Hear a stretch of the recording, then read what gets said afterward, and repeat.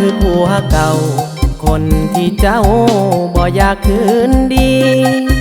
เลิกลาไป2-3 ปีวันนี้หวนคืนมาใหม่เคยโทรมาหาลูกเมียบอกเคยหับสายตั้งแต่อายจากไปจงหูไว้บอกเคยลืมลาอายยอมหับว่าที่ผ่านมาปัญหาวุ่นวายเที่ยวลิน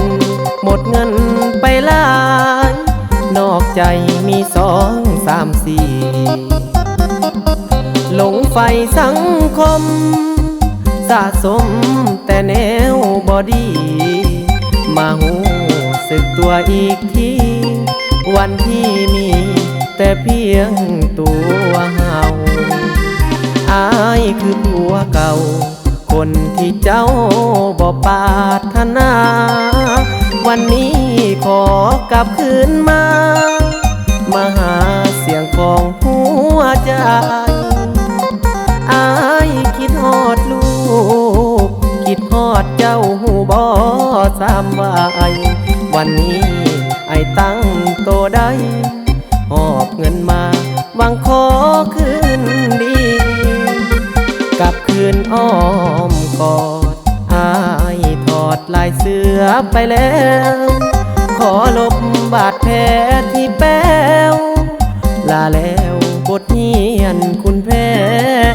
นสิขอฮักเดียวบอกเกี่ยวสาวมาควงแขนสัญญาจากใจแน่นๆมาสู่อ้อมแขนผัวเก่าเดินหน้า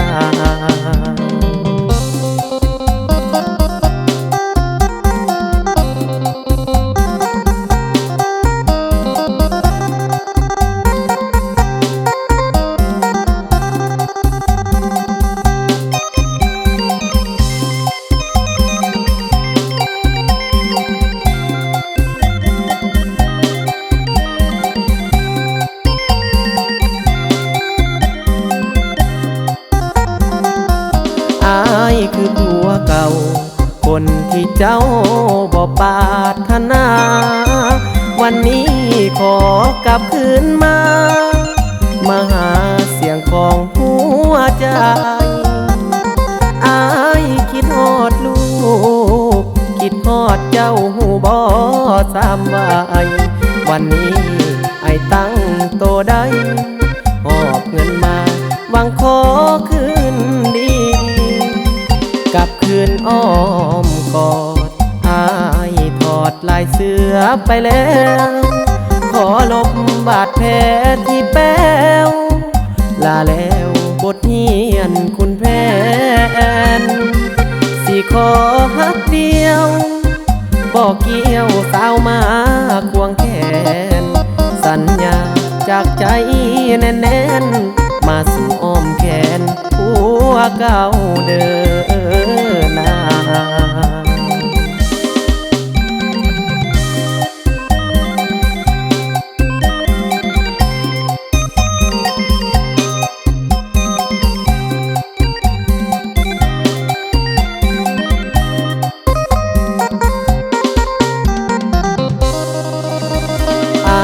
คือผัวเก่า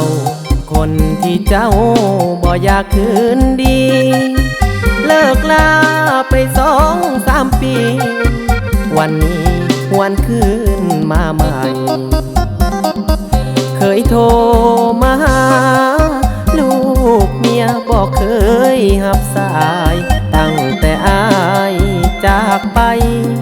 จงหูไว้บอกเคยลืมลาอายยอมรับว่าที่ผ่านมาปัญหาวุ่นวาย